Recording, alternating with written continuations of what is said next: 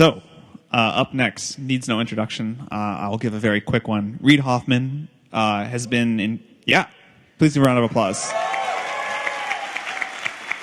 You know what? It sounds like you all know who he is. I'll skip the introduction. All right. For the first question, tell us something you believe to be true that very few people agree with you on. Well, this room actually may agree with this, but I think this is when you count the globe. That question, count the globe. Count the globe. That question always has to be indexed against the population.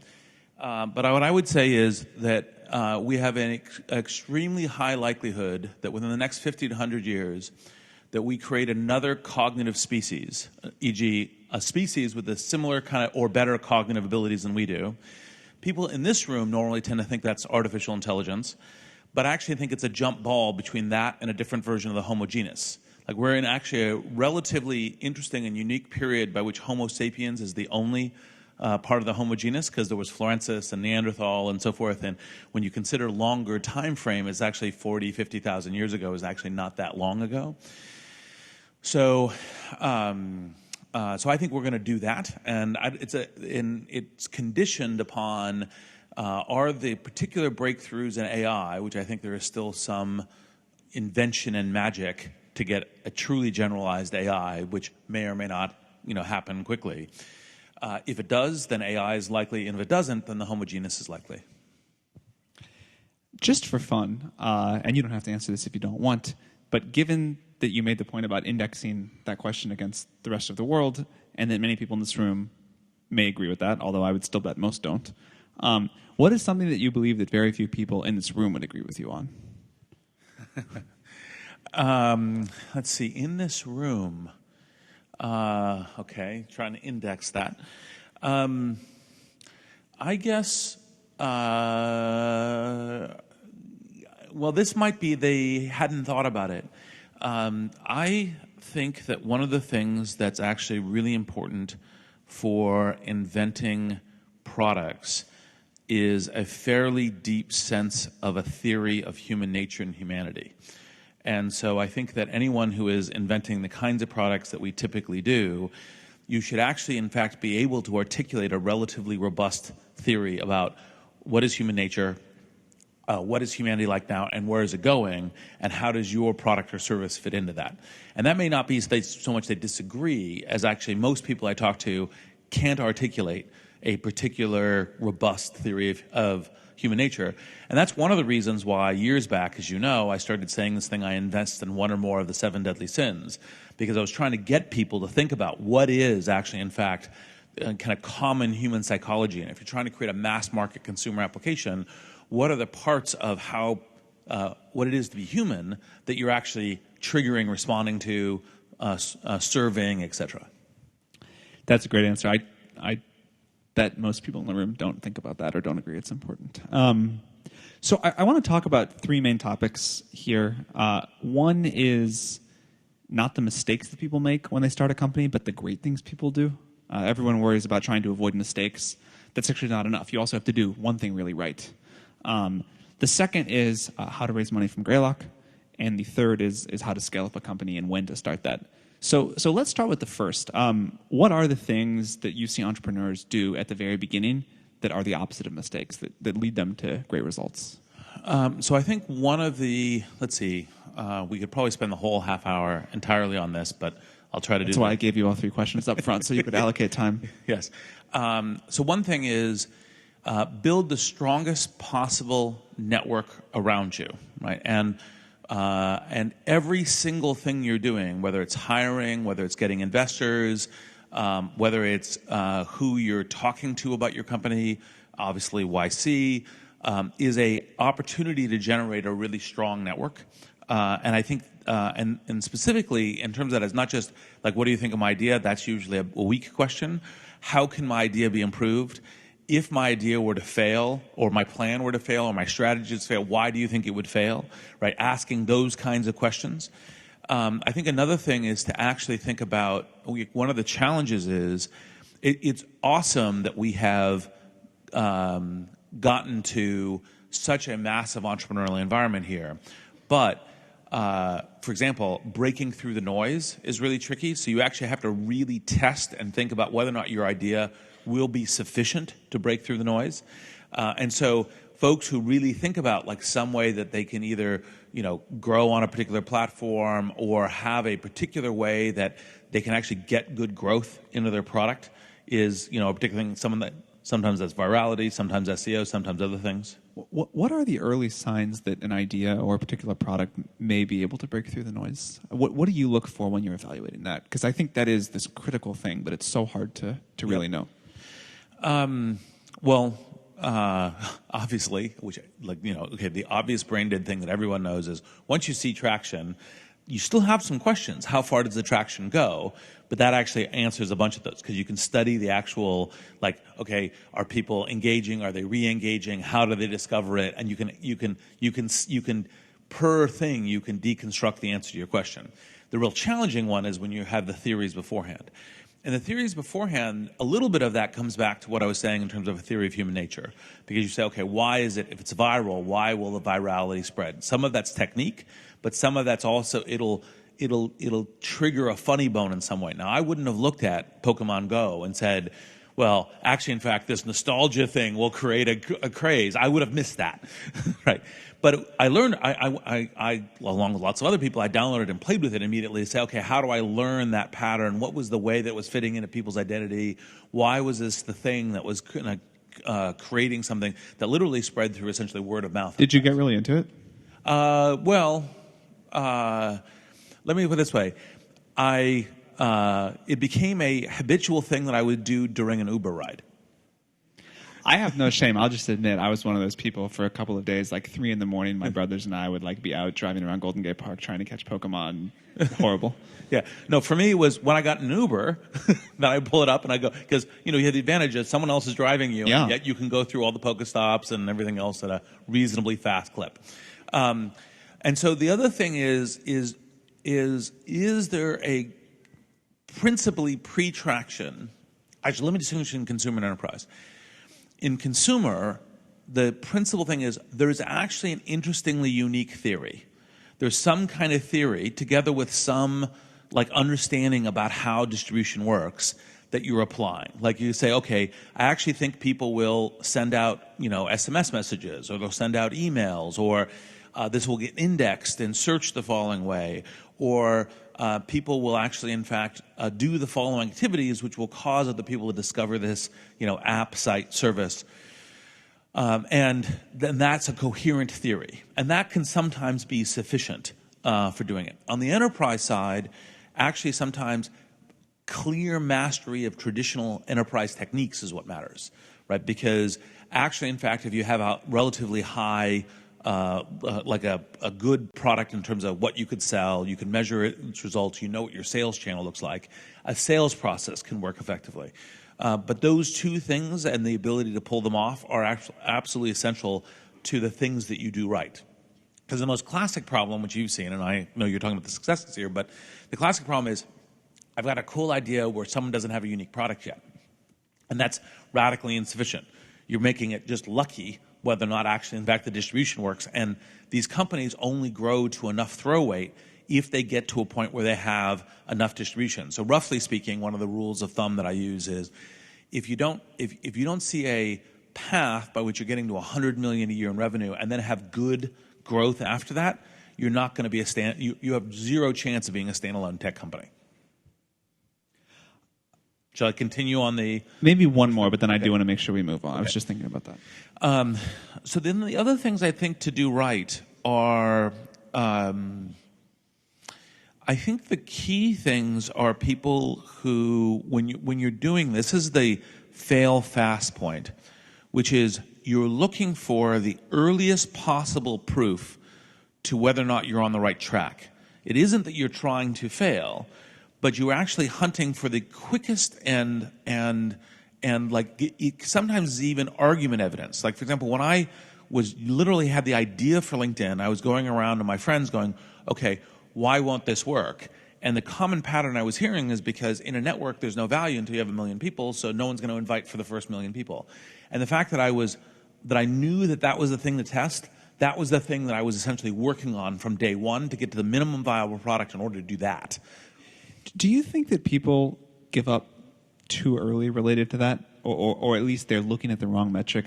One of the things I see great founders do really well is not give up too early. And it sounds simple, but in this kind of culture of, try something, if it doesn't work, fail fast, stop.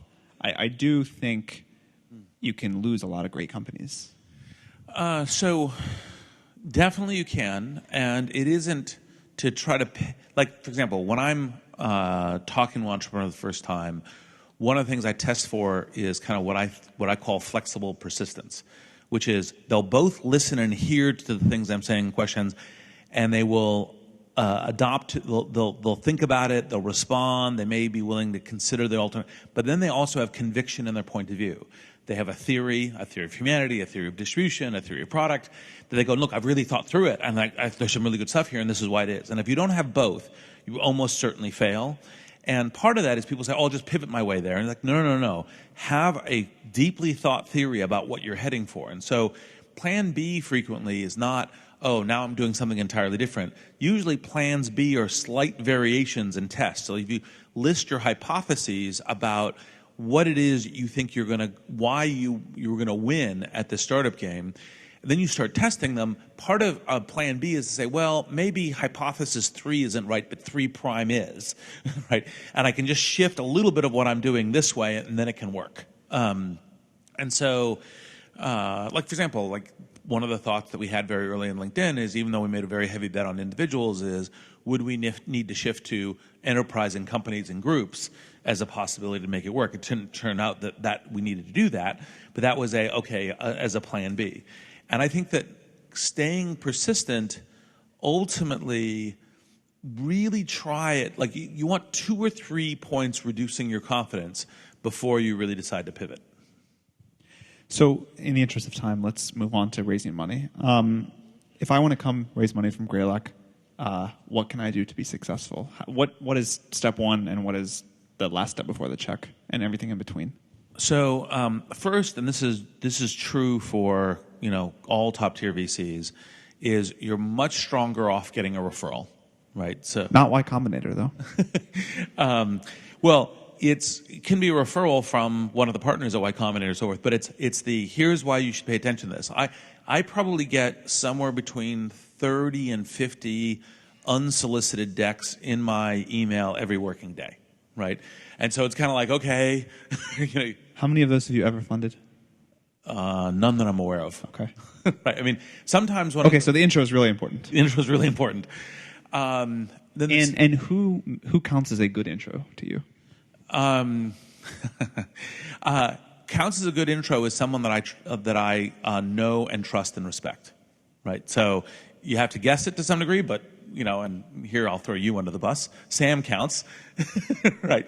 And so that's one. And the second is, look, again, think of there's tons and tons of startups, and every venture capitalist looks at like 600 deals a year and funds between 0 and 2 of them, which means you're looking for something that is a little like your opening question. You're looking for something that's seriously unique, right? You're looking for something that says, look, it doesn't have to be the only thing in its field, although then if it's a bunch of things in its field, why will this one be the one that will break through? Why will this one be the one that creates the interesting company? Are you about to say something? No? Okay.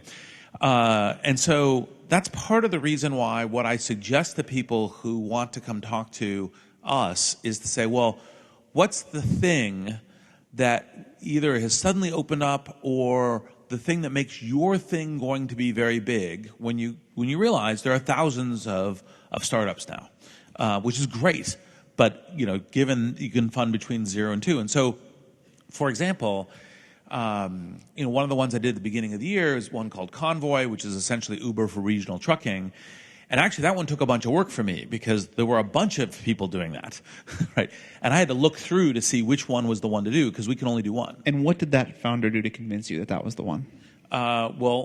First, I came in through a great referral, which is Hadi and Ali Portovi, right? Who had done a whole bunch of work and had chosen this. Second is, in the discussion, of, like, literally in the very first discussion, I got a very good sense that the founders, Dan and Grant, understood the game in front of them. They understood what the issues were. They had thought about, like, for example, when I pushed them about what the comparisons and thoughts with Uber were, what was unique about this space, why actually, in fact, this is a very different network than an Uber network, what the challenges might be. And they had actually thought about all of it. Doesn't mean they have perfect answers and doesn't change, but they had thought about it. The way they were developing their product was in line with that thinking. And they had a story, and this is one of the things that's super important is, like, what is, it's not to say you say, like, what's uncredible is you say, I'm guaranteed to be successful. I'm coming in as a seed Series A, and I'm guaranteed to be successful. And that either says to me that you're crazy, right, because you don't actually understand the risk, or you're lying to me. And both of those are not great outcomes from a viewpoint of a partnership. And so it's much better to say, here are actually, in fact, what I see the game in front of me. Here's what I think the risks are. Here's how I'm addressing the risk. Here's how I'm measuring them. This is how I'm doing it. And by the way, I have confidence that I'm going to succeed. Great. Perfect. And so that ability to understand what the game is in front of you, because then you'll parse it the right way. I think it's very important to have an ability to have structured conversations early. It doesn't necessarily mean you have to have a deck. Some conversations I have are literally just, here's my set of beliefs that make me believe this startup's a good idea. It's like the list of the investment theses, the kinds of things that would say why it is this would be, 5 to 7 years from now, this would be Airbnb. This would be something that you would go, oh my gosh, this is a world-changing company. Do you recommend a deck? Deck is a set of PowerPoint slides. Yep. Generally speaking, I think it's good to have at least a lightweight one. And that's lightweight's like 10 to 15 slides, some basic. And could you just go quickly through what you expect to see in those slides? Like, what are the main 5 or 6 critical topics? So I presume you guys point people to the LinkedIn Series B deck that I published. We have, but maybe not this audience. So Reid published his LinkedIn Series B deck. Yeah. It's online, and you should check it out. Yeah. So this is, roughly speaking, you should open with, here are the hypotheses that back the investment thesis. And that should be probably no more than 7 bullets. Usually it's more than 3, but something in that. Could be 8 if it had to be. And then your slides are the backdrop of those bullets. Why is it you think you'll win at that, right? So, for example, there is actually a space for a professional network separate from a social one. It'll solve this thing in people's lives. That sort of thing is the kinds of things that are in it, and it can get distributed through virality, right? And we can solve the viral problem. Then I think you need to have something about, like, okay, what's the mature business a sketch look like? It doesn't mean like, oh, here's my fake Excel revenue projections, which anyone with a brain knows you can make these things look like anything. But it's like, we're charging people like this. This is why the product will be good. This is why we'll have good margins. This is why we'll have a defensible position. This is why we'll be at a big size, and this is why we'll be growing. Right? And so, for example, that was one of the reasons why the Airbnb pitch was really good from the beginning. It's like, well, we're eBay for space, and we're starting with travel, and travel itself is huge. And this is what the dynamics work in terms of opening up liquidity between host and traveler. And you're like, okay, I get it. Right? That was one of the pitches. Literally 2 minutes in, you're like, okay, I understand. Right? And by the way, you understood the risk then too. The risk were like, well, actually, in fact, people aren't used to this, and opening your house, and is there a trust and safety issue, and is there a regulation issue, and all these kinds of things. But these are known risks that you're then working against.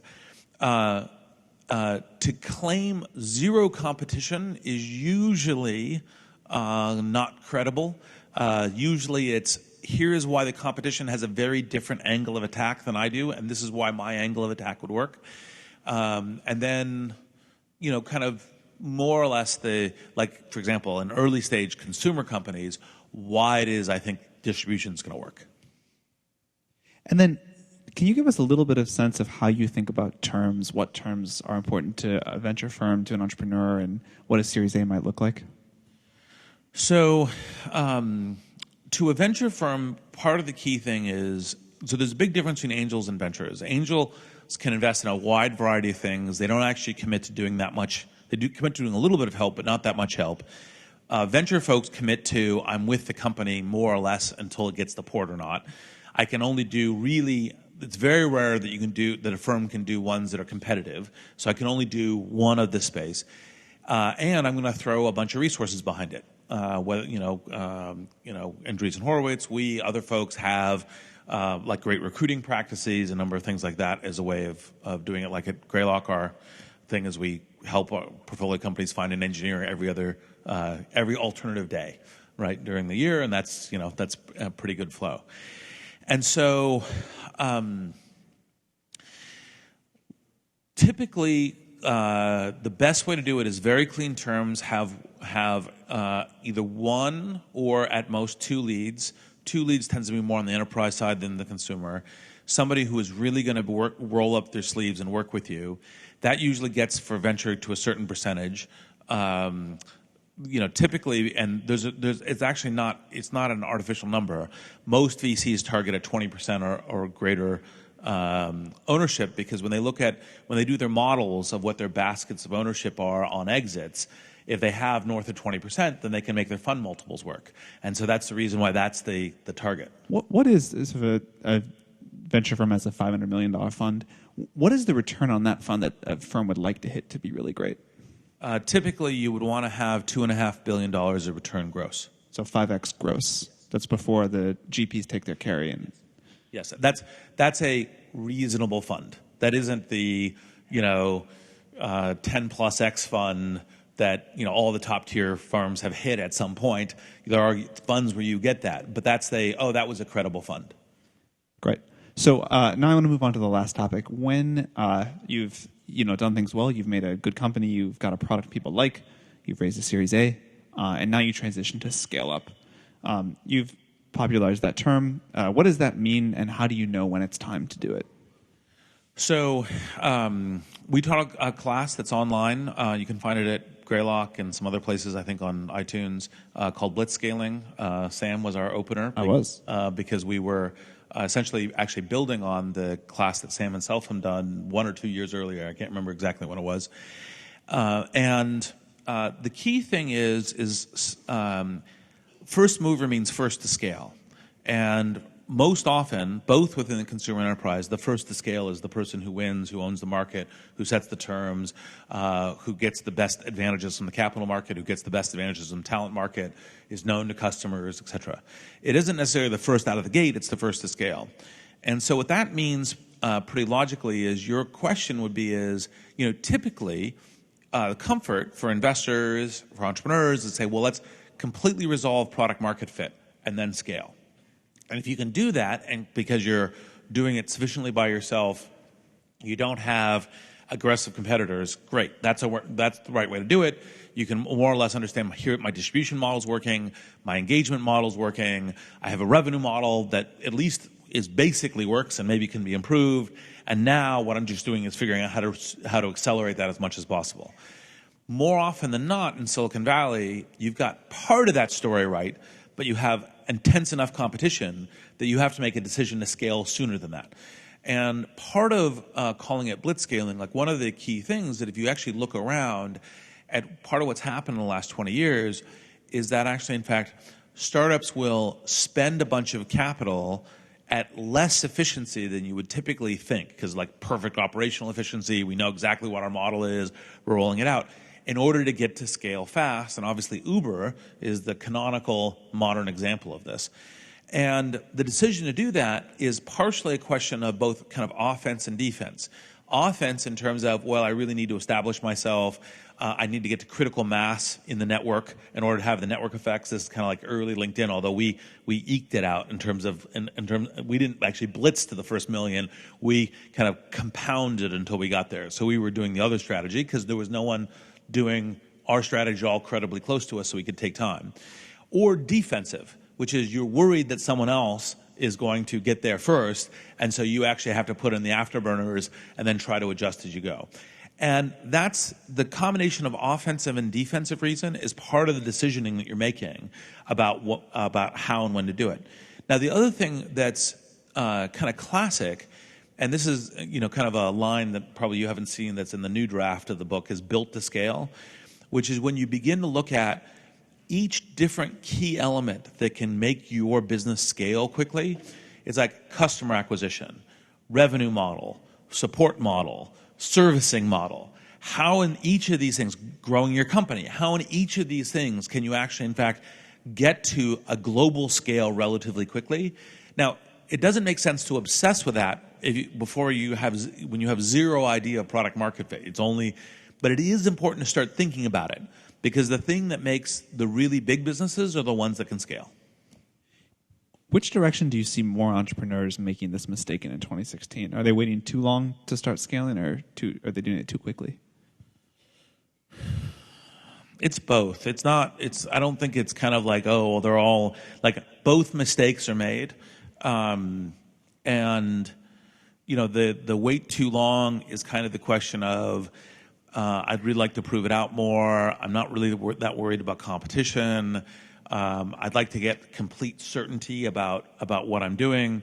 The going too fast is, I haven't tested some key elements that are really important, and then I get way over my skis and it's hard to correct. Because at that point, for example, you've got investor expectations, you've raised a bunch of capital, you need to pivot, it's actually difficult to set back to, et cetera. Have you found any successful way to do that if you do get ahead of your skis because you're scared of a competitor, but you find out the product is not quite working yet and you do need to pull back, but you've already raised this mega round on huge projections? Have you ever seen a way to make that work?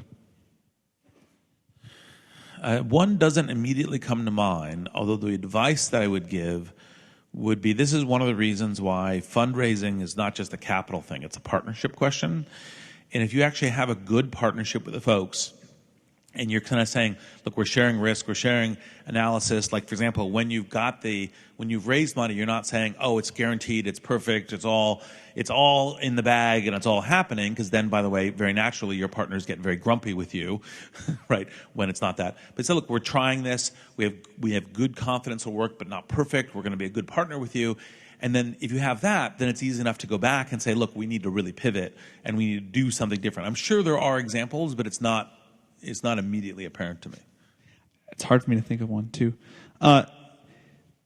One of the things that I have seen our company struggle with the most when it comes to scaling quickly is how to identify enough good people to hire, and related to that, how to keep the culture as you double in size in a short period of time, and then double again and again and again. So to that joint question of how do you identify really good people and how do you bring them together in a way that preserves the company culture that got you here in the first place, what can you share with us about that? So I'll start with the culture and then I'll go to the hiring. So culture, part of the really key thing in culture is and this is actually, I interviewed Reid Hastings about that on Blitzscaling. He's actually a very good culture person. Part of how he created the Netflix deck and how they got to thinking about it was actually, in fact, fairly key. And that was kind of in the vein of, they were discovering that they'd hire really good people who were still A players but weren't cultural fits, and they would bounce out. And so the reason they codified the deck and published it was to make sure they weren't going to have that churn problem, where people understood this is what we stand for. Now, part of the reason why codifying it is useful is because part of how you scale a culture is that everyone is keeping each other accountable. It's not hierarchical. It's not just, oh, whatever the 2 or 3 founders say or 1 to 3 founders say, that's it, and whatever changes. It's, no, this is who we are, this is how we play, this is what we're doing, and we're all holding each other accountable. And so, for example, one of the big ones for Reid Hastings was, and is we're not a family, we're a sports team, right? And so it's not lifetime loyalty, it's we're all performing, and when you're doing your kind of reviews of your team, if you wouldn't fight to keep the person, you don't just go, oh, they're perfectly good. But if you wouldn't fight to keep them, you give them a severance package and you move on, because that's what your target is in terms of what you're doing. And then there's other elements of culture, like, do we really value design? Do we really value an ability to, like, for example, in the LinkedIn case, it's the individual members first, not the people who are paying us money. It's each individual member. And that's an important part of the kind of culture and how we talk about, like, how we make product decisions. So that's the cultural part. Then the hiring part, one of the key things, you have to correct for some downsides of this, but obviously using your network is super important because you can get trusted connections in. That can sometimes be a little too much all of the same. Like one of the problems is sometimes you're bad on diversity because of this. It's like, oh well, we're a bunch of men, so we get a bunch of other men, and it's like no, actually diversity makes you stronger, so you should be doing that. So networks can have that bias problem that you have to correct for systemically, but you can still use the network's hunting to make sure you get the appropriate diversity of skills and perspectives and awareness in your company. Then the next thing is reference checking. And to give you a specific example of something that I do is usually when I'm considering somebody, if I know a couple of people who know this person, even before I decide to reach out, make connection, I will frequently do a very light reference check. Because reference checks tell you a lot more. Everyone's very good at, or most people are very good at, seeming very coherent and reasonable in a couple of interactions. The real thing you want is how does the person work over weeks and months and years, right, in the trenches. And references are very good for that. And of course, references from people you trust or people they trust is part of the right way to do that. And the way that I frequently do that is I'll send a note to people saying, Sam, rate him 1 to 10. And the reason I do 1 to 10 is because the weak answers are usually 7, 7.5. That's kind of I want to say bad things about Sam, but I'm not going to, and it's in email, and it's totally fine. And what you're looking for is a combinations of 8s and 9s. And when I get a 10, I usually write back and say, oh, really? Like Sam's one of the best people you ever worked with, right? Just to make sure that this is kind of real. And then when you have a blend of them, that can give you a sense of whether or not I should dig in more to this person. So networks, referencing, pre-referencing, and then definitely doing deep referencing. Now, one of the last things I'd actually say on hiring, because this is one of the ones that I find particularly entertaining, is actually spend a bunch of time with the person. So if you're at the level of importance and hierarchy in the company, like don't think 2 or 3 interviews and you're done. When you're hiring, like for example, when I was hiring Jeff, I spent probably about 40 hours with Jeff in discussion before we got to, okay, this is going to work. In addition to all the referencing, it was super important and important to get right. In executives, it can easily be 20 hours, right? Sometimes it can be 10 to 15 because it's like, okay, do I get a sense of how we play together? Not just the references and everything else, but how our problem-solving techniques, are our values, is the way that the things we want to accomplish, are they sufficiently aligned, et cetera. Great. Well, thank you very much for spending the afternoon with us. Pleasure. And appreciate all the thoughts. Good luck.